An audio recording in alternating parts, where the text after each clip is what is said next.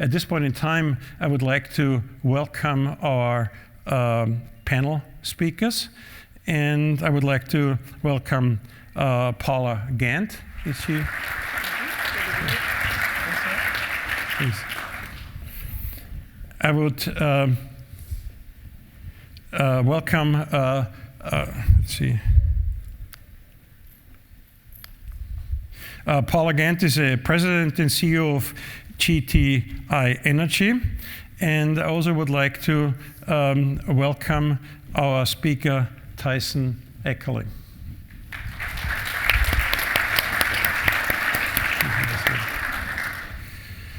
So, to say a few words about Paula Gant. She drives the organizational impact to accelerate economy wide decarbonization and transition energy systems by deploying and scaling energy and environmental solutions. Paula has held leadership roles at the U.S. Department of Energy, American Gas Association, Duke Energy Corporation, and is a highly respected voice in energy discussions. Paula is a graduate of McNeese State University in Louisiana and Auburn University in Alabama. It's a real pleasure to have you. Tyson Eckerle serves as Deputy Director of Zero Emission Vehicle Market Development in the Governor's Office of Business and Economic Development.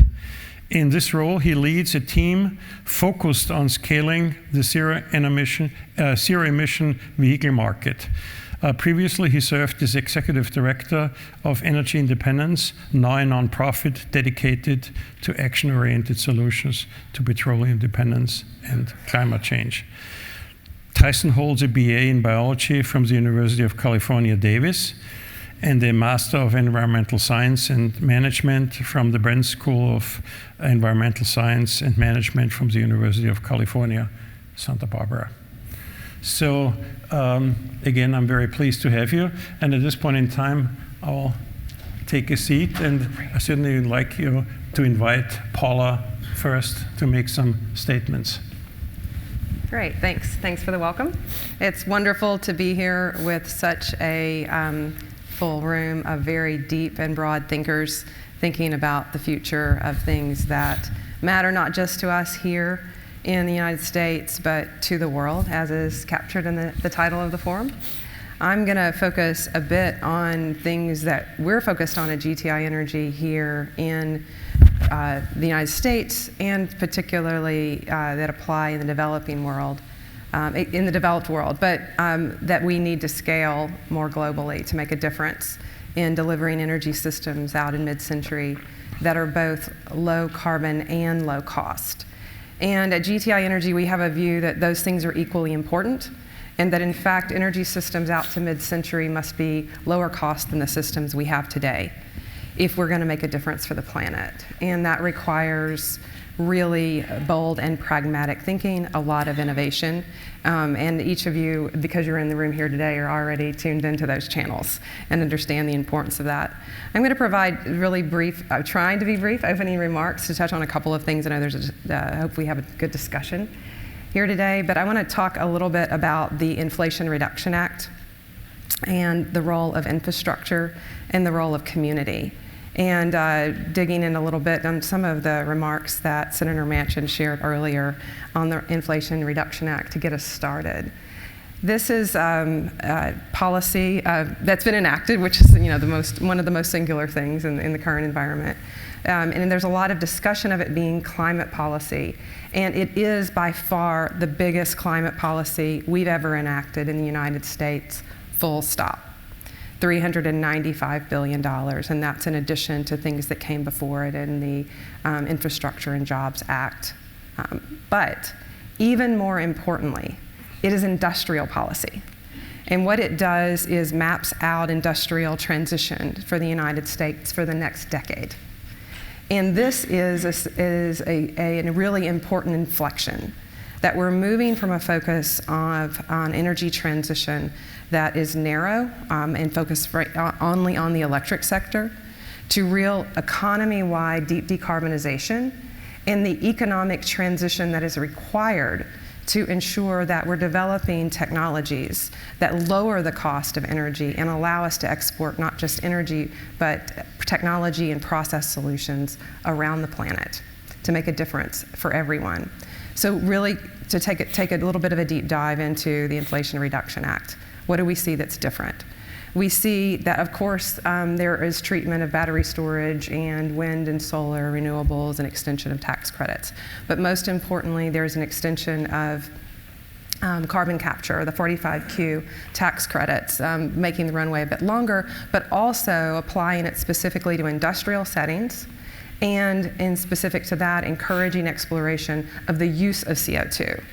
If we're going to get to goal of mid-century goal of reducing emissions in the atmosphere, or minimizing warming by reducing emissions in the atmosphere, we're going to have to turn CO2 to value. This legislation is the first pragmatic realization of we need to get started doing that. Next, it creates a clean hydrogen production tax credit, first of its kind, that dials up based on carbon intensity.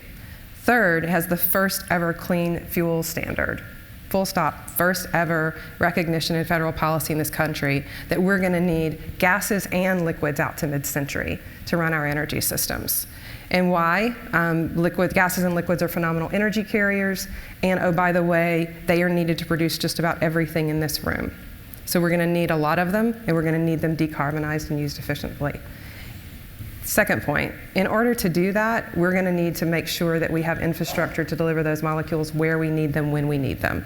The Inflation Reduction Act pragmatically recognizes that we're going to need to transition existing assets and the infrastructure that weaves them together if we're going to be successful in this transition and maintain our economic prosperity. And it also reflects the importance of, and implicit in it is the importance of community, which is my final point, and we'll hopefully have a chance to talk about it. As we think about the speed and scale with which we need to demonstrate and commercialize technologies and integrated solutions and operational practices, there are no solo acts that are going to make a difference. We're going to need to do that in community. Tribes won't really be helpful. We're going to need to have broad and open communities that encourage people to collaborate and work together who aren't used to doing so. And what is reflected in the Inflation Reduction Act is the first demonstration of that to me in federal policy.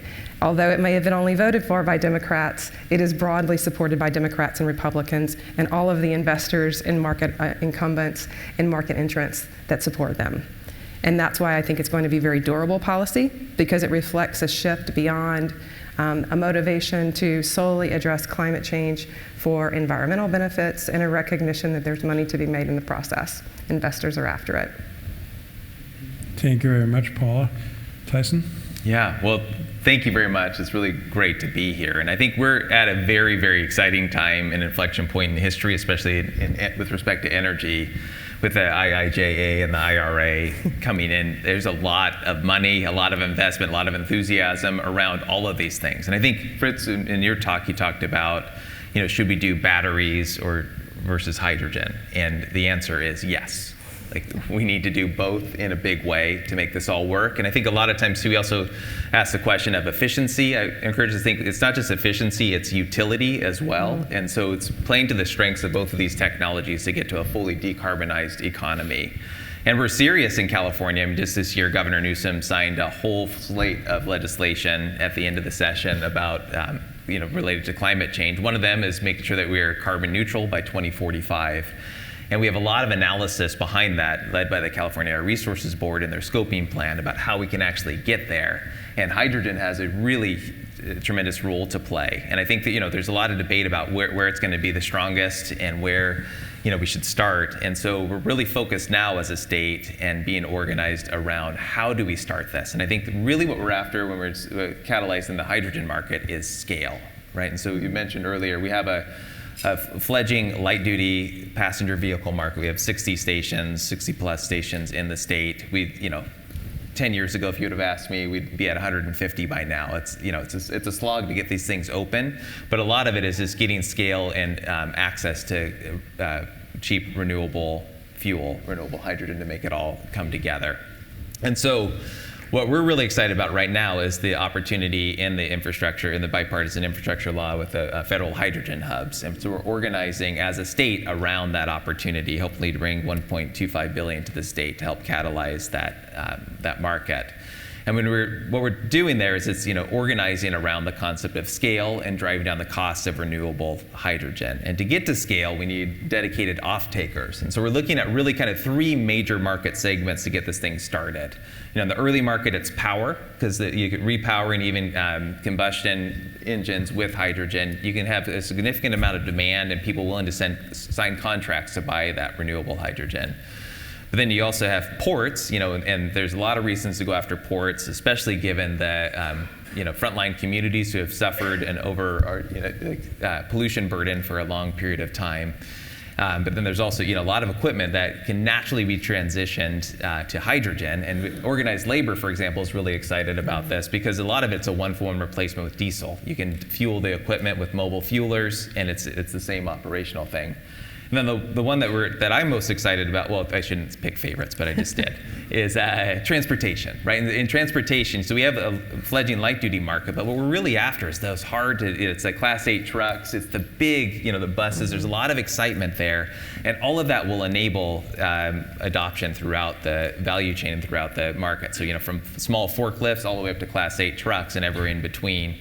But really the key that unlocks that all is scale and organize the market around scale and driving down the cost of renewable hydrogen. And that means integration with our energy sectors so that we have the renewable hydrogen produced with solar and wind drives down the cost of that solar and wind because you can use more of it and it creates more opportunities going forward. So we're very, very excited to be here. Maybe I can stop at that, but the state of California is all in and trying to figure this market out and create as much opportunity and investment opportunity as possible.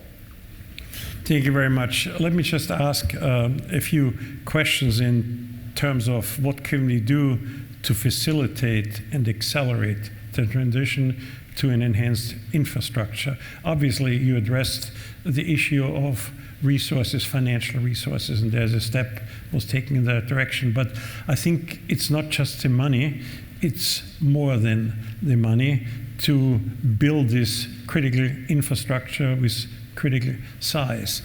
And we do need to look at policy, because whenever we heavily invest in an economy of one kind, there could be an economic disadvantage on the international scene. So how do you see the United States in its leadership role playing the international game as we're trying to transform our energy world into a renewable one with substantial investments, very significant investments? If another nation doesn't do something like that and makes similar products at a much lower cost because they don't have to do that investment. What do you see any initiatives, policy, legislative initiatives to address that challenge? That's a good and deep question. I think that to drive down, it's really about getting over that valley of death of investment, right? And so a bunch of different things can fill it, the IRA, the IIJA. I've lost sight of even what that acronym stands for. It's like Infrastructure and Jobs Act, right? That's it. EJA. Yeah. You got it. Okay, got it. And so, but then we're also there's a lot of smart policy we can deploy. Like one of my favorite policies we have in the state of California is the low carbon fuel standard. And that has really helped drive investment in transportation and infrastructure. And one of the unique things we did with the low carbon fuel standard, just on the light duty side, is created an incentive for station developers to build stations that are larger than what are needed. Because one of the problems we were faced with is one of scale. And one of my favorite stories is, we had this single dispenser station built by a company that's from out of the country. The executives were asking questions about it. It's like, God, this equipment's being really stressed. Like, what's going on? They came and sat and watched, and there's a line around the corner, one after another, filling up that station. And they looked at each other and said, we should have built a bigger station.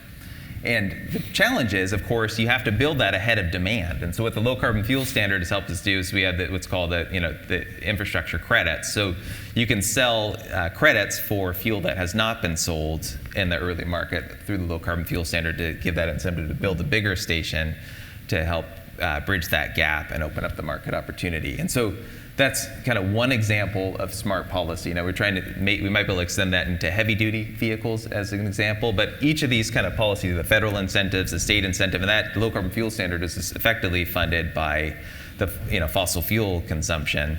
That's what funds the low carbon fuel standard. And so you start to stack those on and we can bridge that valley of death. But ultimately, at the end of the day, like as you've seen in the renewables market, I mean, solar is cheaper than natural gas. And so if we can keep driving those things, then we can outcompete on the renewable. Paula?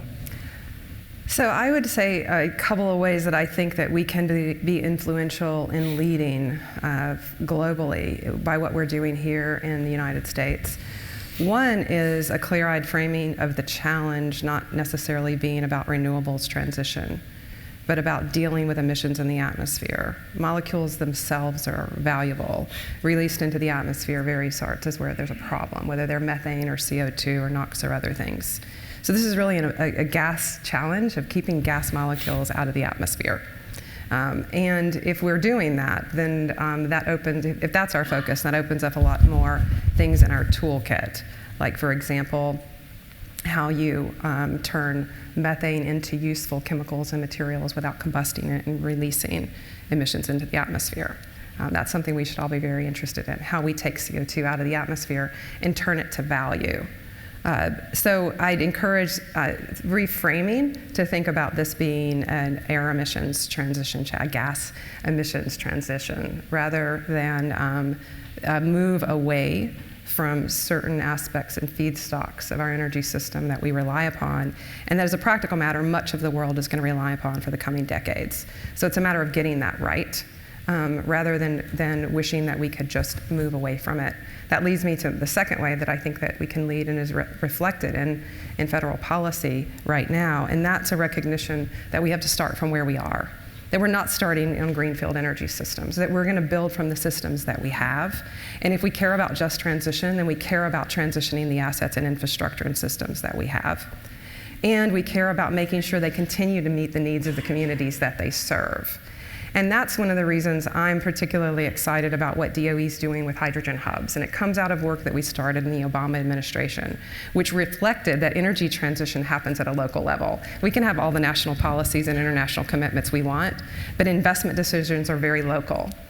Economies are very local. And so if we're going to initiate really serious transition, we're going to have to start with local communities, regional communities, what their economies run on, what their economies need, and transition those. Hydrogen hubs taps into that. It's our first big step in industrial transition. And for economy-wide deep decarbonization, industrial transition is the biggest thing that we need to be looking at next, along with heavy-duty transport. Hydrogen hubs allow us to get started there.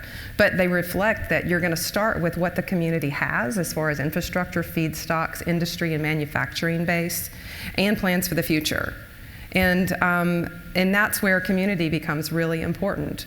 In order to do the big, difficult, costly, challenging stuff we need to do, we have to bring people together in community around things that they care about. Because this is hard work. And the biggest risk we have is oversimplifying and setting out bold intentions out to mid-century, but not being pragmatic about what is needed to get there. And it starts with human beings organizing themselves to do difficult things, big pieces at a time. Thank you. Before we open it up to the audience, I would like to have one more question or comment. Hydrogen is inherently requires a slightly higher investment than electrification. To give you an example, shortly after I came to Stanford more than 20 years ago, we had a big discussion of green dorms, and I remember the plans. There was the idea to have a hydrogen station, a hydrogen gas station as part of the green dorm. It never happened. In the meantime, we have hundreds of electrical outlets because incrementally each obviously cost a lot less than installing a hydrogen station, which at that time would have been a few $100,000. So seems to be this incremental first barrier. The total investment may not be that much different, but the first step seems to be a bit harder in hydrogen compared to the electrical infrastructure, because everybody has already a bit of it in their home. Do you have any suggestions what we can do, what the government, what various industrial organizations can do to overcome this initial barrier? I think we have to think big right at the start, and that's the challenge. Right on the hydrogen side, it's a high upfront cost, but per vehicle or per bus or the cost comes way down at scale. And then you can launch a battery electric market, for example, in the transportation sector, a garage at a time, and then you sprinkle in some public charging, and it starts to take off, and that's what we're seeing happen. But just to put a finer point on it, as an example, LA Metro, just for a thought experiment they did, or that wasn't their thought experiment, but just for your own thought experiment, they commissioned a study. We have 2,300 buses. What would it cost to build the infrastructure to support them if they all went battery? And the cost was about $700 million to $1 billion. And it may have been refined since then, but it's doable. And then we'd be like, okay, well, let's take a look at hydrogen. So the Orange County Transit Authority did a 50 bus station, and that cost $4.7 million. And for $7 million, they could do a 200 bus station. And so you assume there's no economies of scale after 200 buses. The cost of the infrastructure for 2,300 buses would be about $80 million, so a tenth of the cost. But the upfront, if you're just doing 10 buses, it's crazy. Right, and so I think that's the thing, is that you have to really commit to the scale to make this all work. And I think that's where it's bringing everybody together and thinking across sectors, not just about buses, not just about trucks, but it's into the aviation, shipping, fertilizer. That's really where we get the scale that we need. I would also note on infrastructure and having hydrogen molecules where you need them, when you need them, just like others. The role of existing infrastructure is really important in thinking about how it can be transitioned to lower carbon molecules, whether it's hydrogen, renewable natural gas, hydrogen-rich methane. And there's a lot of work already being done to demonstrate how you can inject hydrogen to existing gas systems and up to what percentages without having any impacts on the materials of the pipe or the equipment or the seals. A great deal of work going on across the US and in Europe where it's demonstrating that depending on your starting point of your infrastructure, you can get up to 20% of hydrogen and methane streams and burn it in existing equipment without any issues and without any impacts on infrastructure. We also need to know how we move beyond that. And there's a good bit of research Stanford and others engaged in to answer the questions about how we're going to understand, can you dial that up in what types of pipe and what types of equipment, what other kind of safety issues are there. The hydrogen initiative that was discussed earlier is part of mapping that out. I say all this because that's an important part of the cost effectiveness. It's not just hydrogen production, but it's having it where you need it when you need it, CO2 or gas or anything. We're very, very optimistic about the research, the volume of research that's being done to answer those questions. And I would note that people raise questions about any new thing that's being proposed is not being cost effective. If it was cost effective, we'd already be using it, right? That's kind of the nature of the game that we're about here. We're trying to figure out what needs to be demonstrated and developed further. And right now, everything post 2030 that could scale is expensive, universally, you name it. That's why we have R&D, and that's why we have collaborative innovation.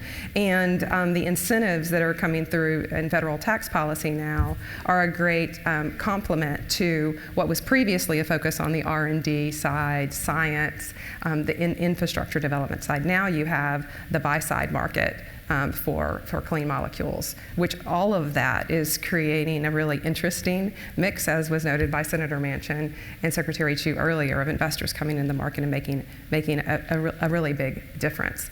Second, I would note on hydrogen production, in the tax credits that are provided, the Clean Hydrogen Production Tax Credit, they dial up based on carbon and intensity. And this is really important. They don't reference any color wheels for hydrogen production. It focuses on the carbon intensity of hydrogen production, and we think that's really important. We have something that we've launched with a GTI with Standard & Poor's Global and the National Energy Technology Lab. In the spring, we'll be partnering with Stanford on the Open Hydrogen Initiative, which is the first step on the path to carbon accounting for hydrogen. And it's an open source standard for calculating the carbon intensity of hydrogen, regardless of the point of production, the form of production, the feedstock, or not regardless of, considering all that, so that we can actually get to some granularity about carbon intensity. And why does that relate to price and cost? Because it relates to price. We can't make investment decisions based on color wheels. We can't make decisions about investment returns and price based on color. We need granularity. And so people collaborating to develop that open source standard for calculating that is a really important first step along with the tax incentives, for example, and the production tax credits, to give investors the decisions they need about which technologies to invest in that can have the greatest benefit. And that creates a virtuous cycle of more money coming in, larger demonstrations at scale. We drive down costs faster on those technologies that can scale and reduce emissions fastest. Thank you.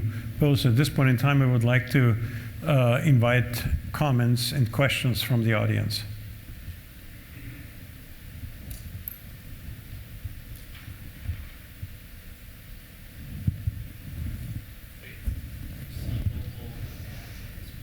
Oh. Do we just pick from them like a candy jar? I'm sorry, what?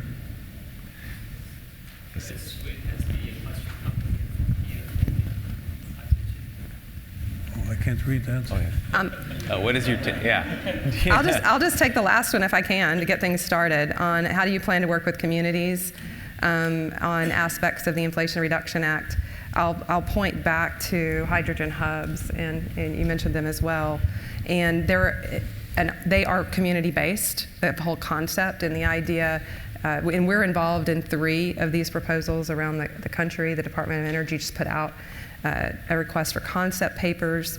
This is a great opportunity to not only start within communities, but to build new communities of in the existing industrial manufacturing base, elected officials, the environmental justice community, a variety of interests coming together to understand what do you want for the future of this economy, and how can you use the money that we're pouring into hydrogen hubs, whether it's production, transport, use, or other, to enable that transition.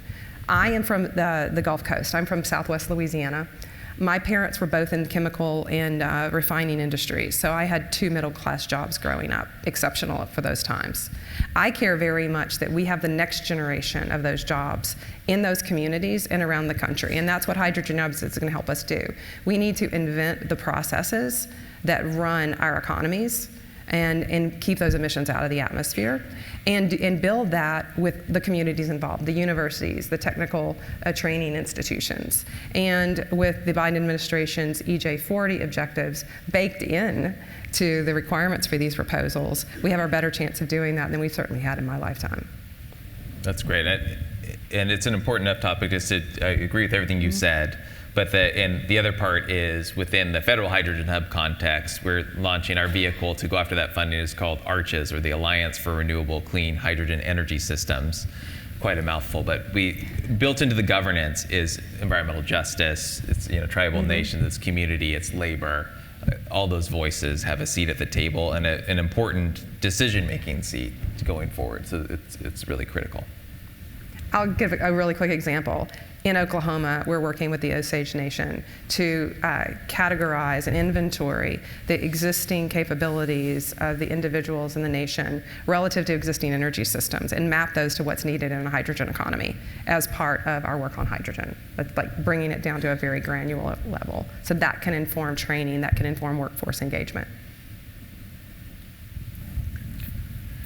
Would you care to respond to some of the rest of the questions, which I'm optically challenged? Sure. So we have to adjust, I think, the font size to make it accessible for people at a more senior level. I've already grabbed a piece of candy. You grab one. Okay. So I think that there's 2 questions in one. How do we think hydrogen vehicles can be made as attractive to consumers of electric vehicles, and how do we make them more equitable? I think a lot of it comes down to scale It's the price of the fuel, it's the price of the vehicle. We have a pilot program in the Central Valley with Valley Can, getting used Toyota Mirais into low-income customers through the Clean Cars for All program, and so we'll learn a lot there. But what's exciting about hydrogen is if there are fueling stations close by, everybody has access to it. You don't have to have home charging. I mean, public charging certainly works in a lot of cases, but it can be challenging for especially low-income consumers. But it really comes down to volume and commitment from the automakers to bring the volumes to the market. Right now we've got 15,000 fuel cell vehicles on the road in California, which is, we're proud of every single one, but it's still small compared to what the battery electric is at the moment. Okay, I'm going to take another piece of candy out of the candy jar. There's a question about the focus being on carbon intensity and not a specific production pathway for hydrogen. Absolutely. And what are some of the barriers for adoption in industrial, in particular, in transportation? I'll take industrial. You want to take transportation? Sure. Okay, so yes, there's 3 sort of primary pathways for hydrogen production. Electrolysis, which is getting a lot of attention now. Gasification, which we have a number of technologies that scale for turning waste into a syngas that's a precursor to hydrogen. So woody biomass, municipal solid waste, those sorts of things. And then thermochemical conversions like steam methane reforming. Again, we have a technology for next generation SMR with pre-combustion carbon capture. We want all of them we would love all of them to yield production at scale. But right now, what is most challenging is people don't know what's going to scale in what time period economically. So what do you do about that when you have to start making investment decisions? And now you've got some federal support for that. I think the answer is engaging in open innovation and collaboration to be involved in these final stages of technology demonstration at scale. And what processes that used to be much more linear, have fewer participants, now you need more participants involved in these final TRL stages into early seed, pre-seed, Series A capital stages of scaling this stuff. You need equipment manufacturers, you need off-takers, you need utilities, you need infrastructure operators. And we're seeing a lot of that begin to happen. And you also need to have places where all of those participants kind of experiment with this. DOE's H2 at Scale projects are an example of this, and we have one that our subsidiary Frontier Energy is performing on in Texas, which is bringing together the community of people in Texas that do wind and solar production, methane from landfills, data centers, hydrogen fueling for light duty, and actually have a proto-hub that we're demonstrating how all of that can work together and what we can learn from that interoperability and interdependencies, while also doing a study of the Port of Houston and how transitioning it to hydrogen could be an anchor for industrial decarbonization. These are some of the how-tos. Sessions where we all learn together, we de-risk experimentation, we make better decisions so we can scale faster, and industry needs that. Where do you see the United States present and future on the international scale? When I look at Europeans, I look at the Asians, China on an absolute scale is probably putting the most money in renewable resources, whether it's wind or solar. The Europeans had a policy for many, many decades trying to facilitate that transition. Where do you see US versus Europe versus Asia and China in particular? Well, I think we're about to become, in California, the 4th largest economy in the world, which is pretty good based on projections. And with the carbon neutrality there, I think we do have with our 2045 targets and goals, it puts us a leg up. But I do think it's true. I mean, like the investments China is making are impressive. I mean, part of the thing that will really drive this is who has access to the manufacturing capability and capacity to make this all work. Like right now, everybody wants to order electrolyzers, but can we actually produce them at the time scale that's needed to get deployments going, as an example? So I think the race is, a lot of it is, kind of onshoring the production capacity, making sure that we have those contracts here in the United States to remain competitive. And I think a lot of these investments that the federal government is making will really help with that. To extend on what Tyson's saying and to echo some things that Senator Manchin emphasized earlier this morning, Some may be concerned that we're behind the curve in the United States in being serious about climate policy. I would argue that we just sort of moved ahead with the Inflation Reduction Act.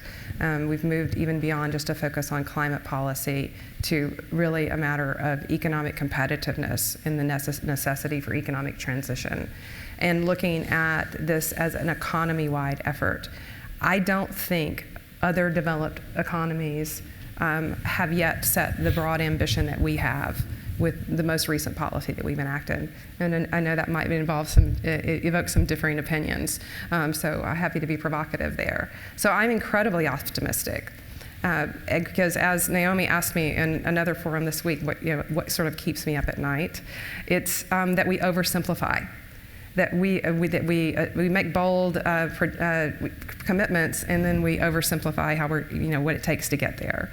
I think that in this country we have begun to manifest the deep, hard, and broad work it's going to take to maintain our economic competitiveness, our energy security, and to keep the planet below 2 degrees of warming, and are now on path to understand those as mutually reinforcing goals.